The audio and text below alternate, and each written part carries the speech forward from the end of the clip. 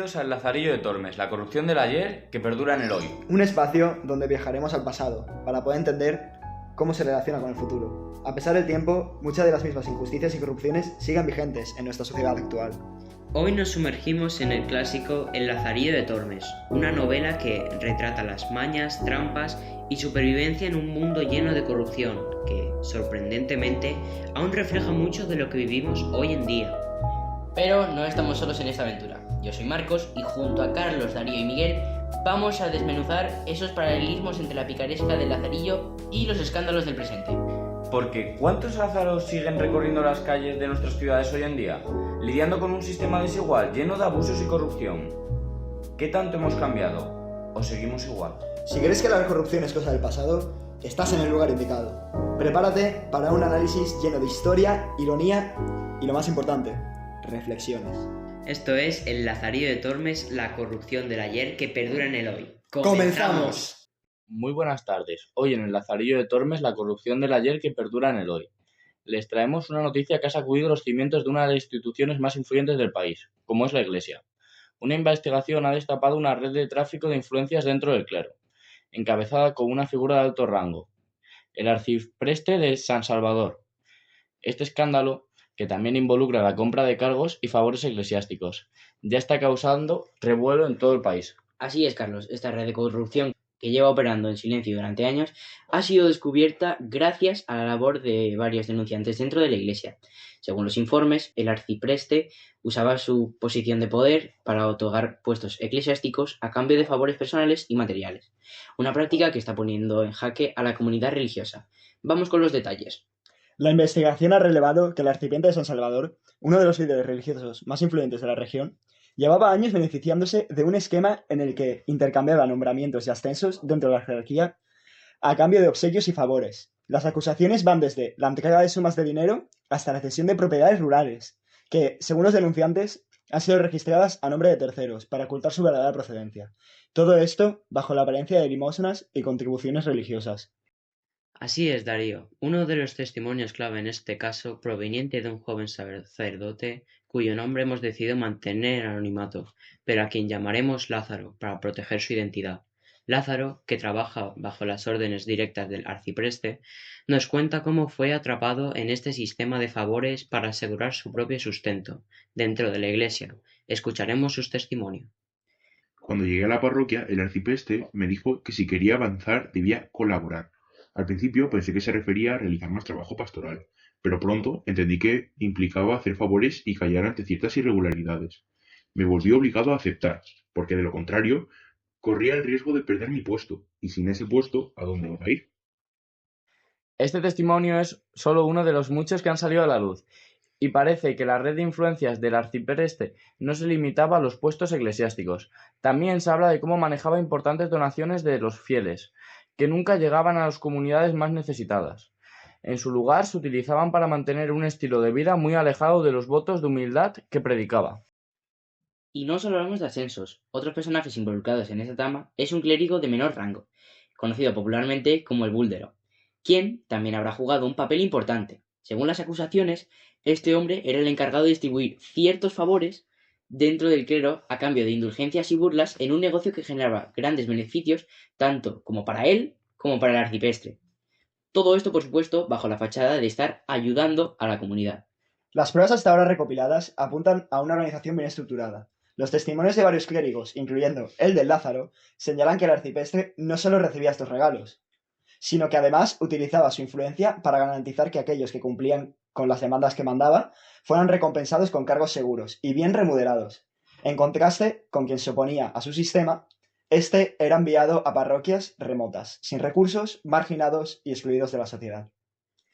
Hemos conseguido tener acceso a algunos documentos que revelan cómo ciertas propiedades fueron registradas a nombre de personas cercanas al arcipreste. Se tratan de terrenos con zonas rurales adquiridos con el dinero de los fieles que entregaban como limosnas, creyendo que iban a obras de caridad. Sin embargo, estos fondos se desviaban para mantener una red de poder y privilegios dentro del clero. En un comunicado emitido esta mañana, el arcipreste ha negado rotundamente todas las acusaciones, afirmando que se trata de un complot en su contra para dañar su reputación. Sin embargo, La cantidad de evidencias y testimonios que apuntan hacia su implicación en este esquema es abrumadora. Además, fuentes cercanas al caso indican que esta red de corrupción podría estar operando desde hace más de una década. El impacto de esta noticia no se ha hecho esperar. Tanto miembros del clero como feligreses han expresado su indignación y ya se han organizado algunas protestas pidiendo una investigación más profunda. Escuchemos a uno de los fieles que donaba regularmente a la iglesia, quien se ha demostrado completamente decepcionado. Yo daba todo lo que podía cada semana, pensando que iba a los más pobres. Ahora me siento traicionado. No puedo creer que alguien que debía guiar a nuestra comunidad haya estado utilizando nuestras donaciones para su propio beneficio. Y no solo los fieles están indignados, algunos clérigos han comenzado a hablar públicamente pidiendo que se tomen medidas contra ellos, que han estado abusando de sus cargos. Sin embargo, la jerarquía de la Iglesia no ha emitido un pronunciamiento oficial sobre las posibles sanciones internas que se aplicarán, si es que se aplica alguna. Todo esto, Carlos, mientras las investigaciones continúan. Se dice que algunos de los implicados ya están buscando maneras de desvincularse del caso, pero las pruebas parecen ser demasiado contundentes. Esa trama de corrupción podría llegar mucho más lejos de lo que inicialmente se pensaba. Seguiremos atentos a los desarrollos de este caso. Todo parece indicar que los días del arcipreste en su cargo están contados. Pero la pregunta es, ¿hasta qué punto llegará la justicia en esta ocasión? ¿Se hará justicia realmente? ¿O todo querrá una disculpa pública y un cambio de cargo? Bueno, lo que sí que está claro es que la comunidad ha perdido la confianza en sus líderes religiosos y recuperar esta confianza no será nada fácil.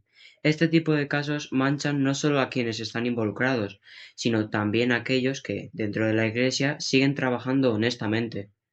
Bueno, y después de esta noticia tan extravagante, pasamos a una de las partes más importantes del podcast, la tertulia.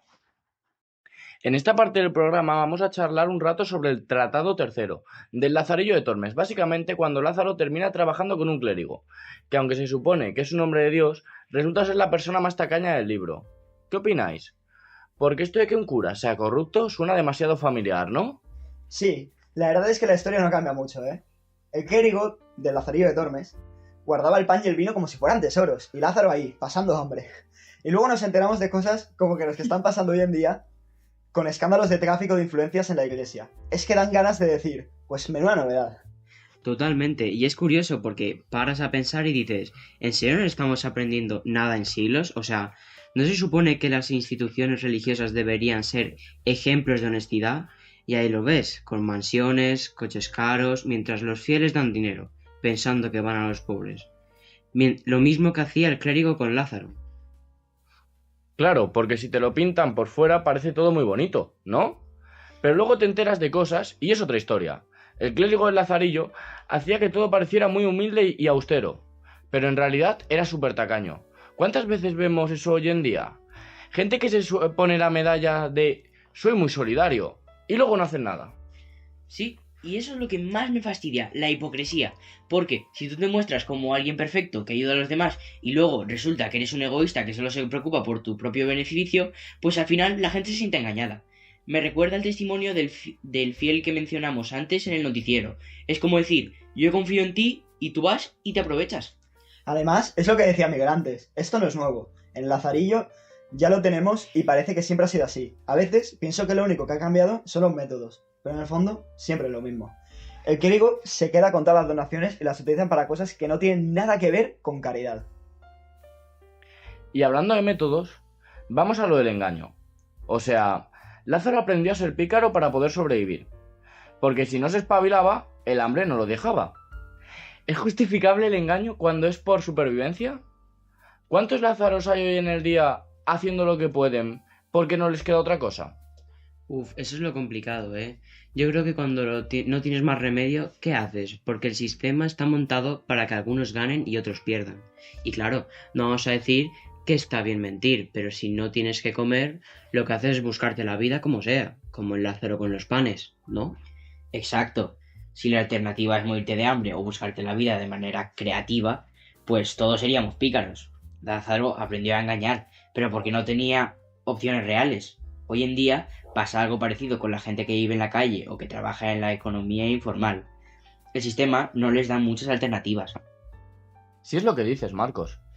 No es que la gente quiera ser pícara o estafadora, que también. Es que no tienen más remedio. ¿Y cuántas veces hemos visto noticias de gente que roba comida? y acaban en la cárcel, mientras que los grandes fraudes fiscales siguen por ahí, los estafadores, los políticos. Es lo que Lázaro estaba diciendo en su época. Si no me espabilo yo aquí, no me salva nadie. Claro, y lo más fuerte es que parece que no se castiga igual. A los que están abajo se les castiga enseguida, pero a los que están arriba tienen siempre una manera de escabullirse. Eso en el Lazarillo ya se veía con el clérigo. Este estaba muy seguro de que nadie iba a descubrir sus mentiras, y hoy sigue igual. Hablando también de lo que ha dicho Marcos antes, podemos tener en cuenta lo que está pasando actualmente con la Dana en Valencia. La gente está teniendo que robar por necesidad, ya que no les quedan alimentos en las casas. Pero sin embargo, hay otra gente muy pícara que lo único que hacen es robar por el bien ajeno y no piensan en los demás. Esto está haciendo que muchos negocios pequeños afectados no vayan a poder seguir adelante después de la reconstrucción, ya que no van a tener nada por donde empezar y las ayudas ya sabemos que van a ser escasas. Sí, y además, lo que dices es que hay gente que roba, pero no solo eso, porque hay mucha gente que también roba cosas básicas como en Valencia, las mascarillas, la comida, el agua. Pero hay mucha gente que se está aprovechando de la situación y está yendo a robar móviles, coches, a entrar en los coches y más y a llevarse las cosas. La verdad es que todo esto me hace pensar, si las cosas no han cambiado tanto, ¿por qué seguimos esperando a que la gente en poder sea siempre justa y honesta? Parece que en lugar de cambiar la forma en la que funcionan las instituciones, solo cambiamos la forma en la que hablamos de ellas. Sí, es como una especie de teatro, donde cada uno tiene su papel.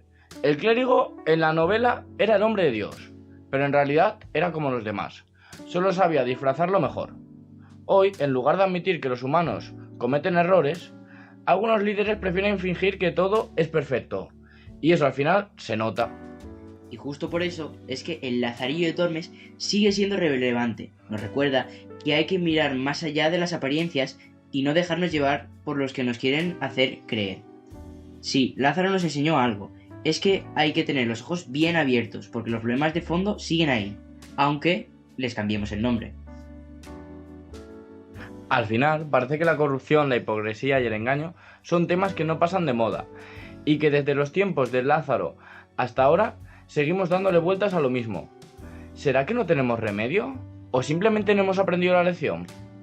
Yo creo que es un poco de las dos cosas, ¿no? Pero al menos estamos hablando de ello. Y eso ya es un paso. Si seguimos poniendo estos temas sobre la mesa, a lo mejor algún día se consigue que el sistema sea, aunque sea, un poco más justo. Sí, mientras tanto, habrá que seguir siendo un poco pícaros, pero con buena intención. Ya sabéis, sobreviviendo sin perder la esperanza de que las cosas vayan a cambiar algún día. Y con esto cerramos la tertulia, donde hemos tratado la Dana, un tema actual de Valencia, y el Lazarillo de Tormes, dándole paso al fragmento del día de hoy.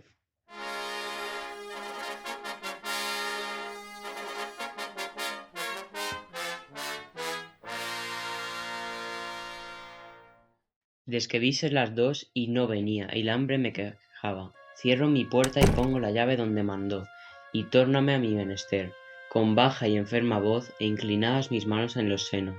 Puesto Dios ante mis ojos y la lengua en su nombre, comenzó a pedir pan en las puertas y casas más grandes que me parecía, mas como yo este oficio les hubiese mamado en la leche.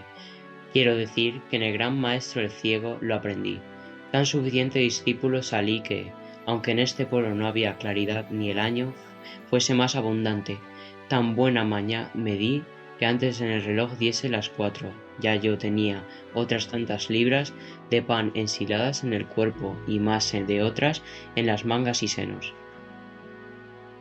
Volvíme a la posada, y al pasar por la tripería, pedí a una de aquellas mujeres, y diome un pedazo de uña de vaca, con otras pocas de tripas cocidas.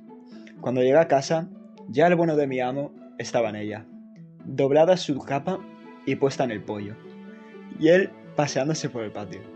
Como entro, vinose para mí. Pensé que me quería reñir la tardanza, más mejor lo hizo Dios. Preguntándome de dónde venía, yo le dije: Señor, hasta que dio las 2 estuve aquí, y de que vi que vuestra merced no venía, fui por esa ciudad, a encomendarme a las buenas gentes, y hanme dado esto que veis. Móstrele el pan y las tripas que en un cabo de la halda traía, a lo cual él mostró un muy buen semblante, y dijo: Pues esperando te he a comer, y de que vi que no viniste, comí. Mas tú haces como hombre de bien en eso, que más vale pedillo por Dios que no hurtallo. Y así, él me ayudó como ello me parece bien. y solamente te encomiendo no sepas que vives conmigo, por lo que toca a mi honra, aunque bien creo que será secreto según lo poco que en este pueblo soy conocido, aunque a él yo hubiera de venir. De eso pierda. Señor, cuidado. Le dije, qué maldito aquel que ninguno tiene de pedirme esa cuenta ni yo de dalla. Agora, pues come, pescado, que a Dios place. Presto nos veremos sin necesidad, aunque te digo que después de esta casa entre nunca bien me ha ido. Debe ser de mal suelo que haya casas desahuciadas y de mal pie, que a los que viven en ellas pegan el desdicha. Esta debe ser sin duda de ellas, mas yo te prometo acabado el mes, no quede en ellas aunque me la den por mía. Ahora, pues come, pescador, que si a Dios place, presto nos veremos sin necesidad. Aunque te digo que después de que esta casa entre nunca bien me ha ido, debe ser de mal suelo, que hay casas desdichadas y de mal pie, que a los que viven en ellas pegan de desdicha. Esta debe ser, sin duda, de ellas. Mas yo te prometo, acabado el mes, no quede en ella, aunque me la den por mía. Es impresionante, con este fragmento del Lazarillo de Tormes, podemos ver lo que sucede cuando una persona, en este caso, como ya sabemos, el Lázaro, se ve forzado a sobrevivir en una sociedad que no le ofrece otra opción que usar métodos poco honrosos. Pienso que es muy similar a lo que pasa hoy en día con la corrupción. La gente que vive al margen del poder o en la pobreza sienten que deben encontrar maneras de sobrevivir, incluso si eso significa engañar, robar o como hace el Lázaro, robar pan. Totalmente. Lo que más me llama la atención del Lázaro es que a pesar de estar en una situación desesperada, con hambre y enfermo, nunca parece hacerle daño directamente a las personas a las que les pide. Él roba con un sentido tradicional, sino que obtiene lo que puede por medio de la caridad ajena, lo cual se puede ver de una forma de subsistencia en un sistema en el que se le niega todo. Hoy, en la corrupción, muchos hacen lo mismo, no piensan en lo que es moral, sino en cómo se pueden beneficiar de un sistema que está hecho para los que están arriba de todo, lo tengan todo y los que están abajo no puedan ni con un simple trozo de pan. Sí, y en este sentido, la figura del amo también se puede leer como un reflejo de la élite, que sería justo lo contrario a lo que es el lazarillo, que es la gente pobre. La élite en este caso podemos estar hablando de gente millonaria, gente que lo tiene todo, gente primermundista, como pueden ser los políticos, los dueños de corporaciones, de multinacionales, etcétera. Ya sabéis a lo que me refiero. Que estos, a pesar de tener lo suficiente ya para vivir una vida y mil más, no se preocupan por los que tienen menos que ellos, que viven el día a día como si fuera el último día de su vida. En este momento nos vamos a dar cuenta que la gente de arriba piensa mucho en ella misma y aún así no quiere saber nada de los demás y no piensan ellos. Ellos los ven a los demás como un producto o alguien que les va a dejar a ellos poder llegar al éxito y deshonrarlos y no preocuparse por sus derechos y sus momentos de vida o cómo se estén sintiendo. Estoy completamente de acuerdo contigo, Darío. Al fin y al cabo, el amo solo parece preocuparse por su propio honor, no por alegrar el lazarillo, ni por la realidad social en la que se enfrentan.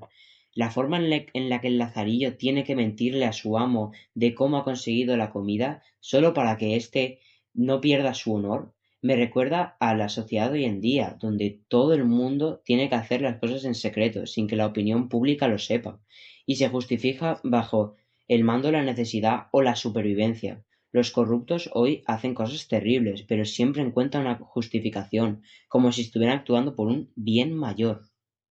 Exactamente, Miguel. En el caso del Lázaro, la crítica a la caridad también es una crítica a la hipocresía de la sociedad. Pide pan a las casas más grandes, reflejando así que es un sistema que está diseñado para solo abastecer a unos pocos, a los más privilegiados. A pesar de que la gente del pueblo podría estar mostrando algo de caridad, esa caridad no hubiera resolvido el problema estructural de la pobreza. Es como pasa con la Dana, como ya sabemos.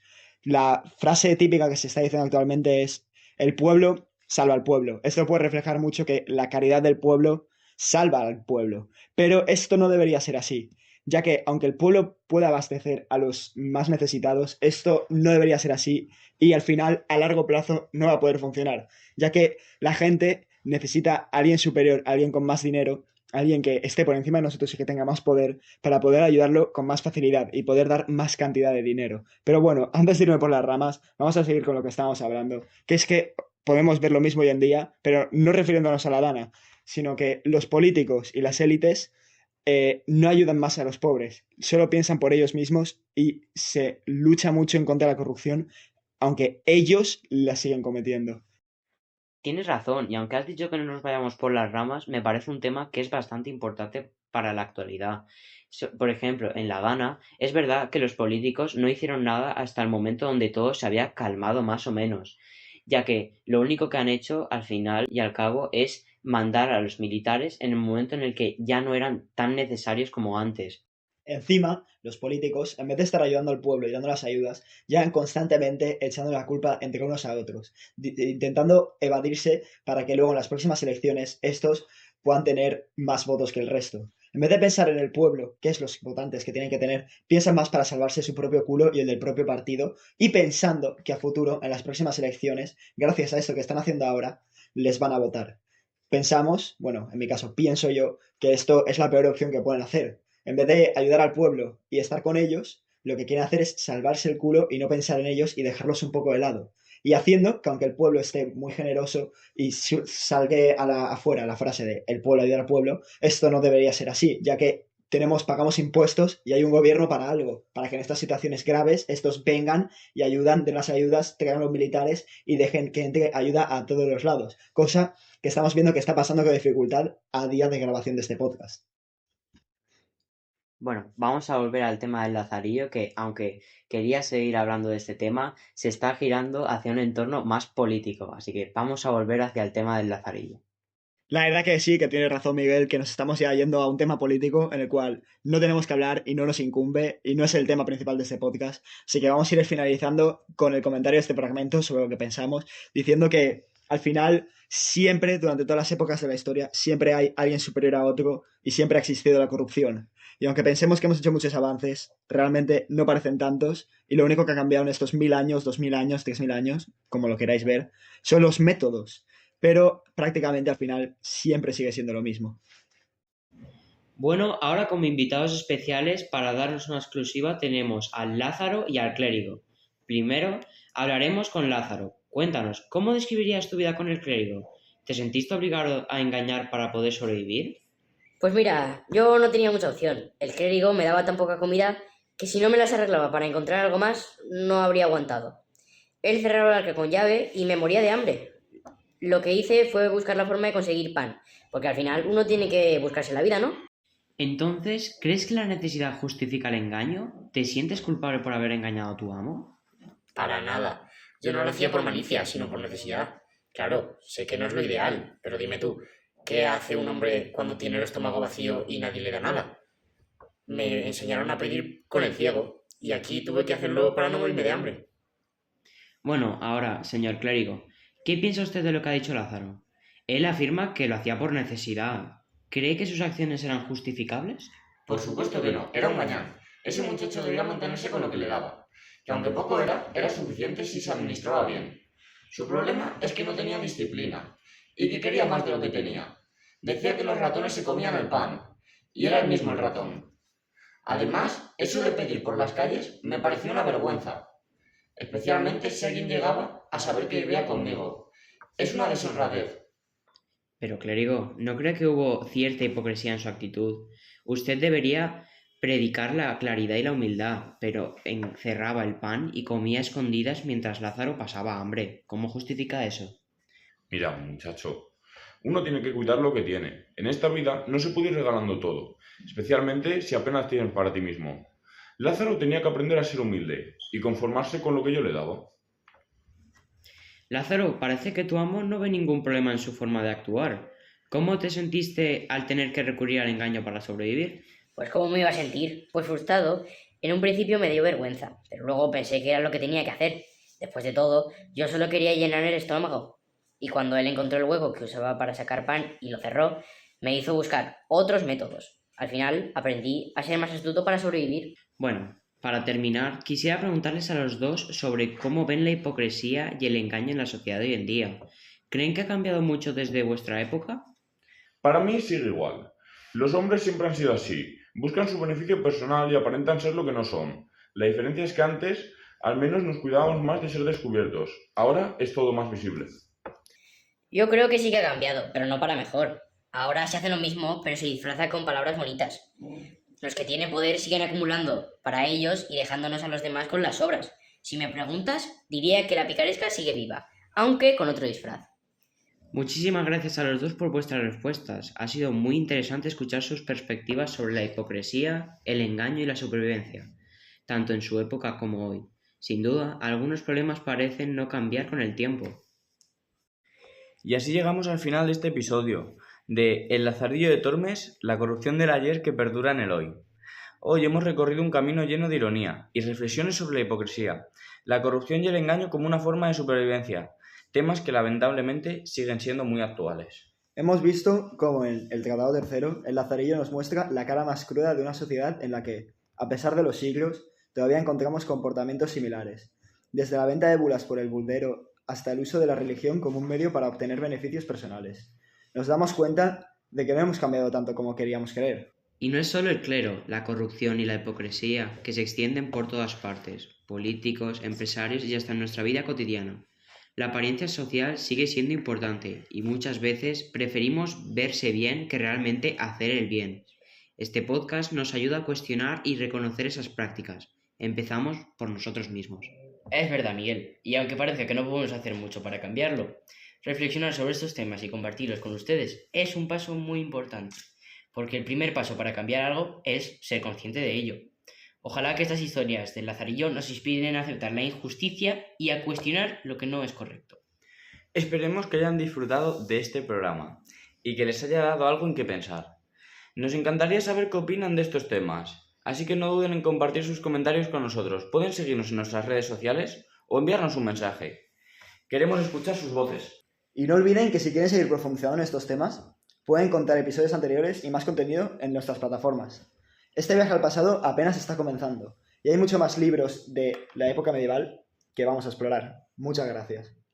Así es, gracias por acompañarnos en esta tertulia. Esperamos que el próximo episodio sea tan interesante como este y que sigamos encontrando esos paralelismos en la picaresca del pasado y escandalosos del presente.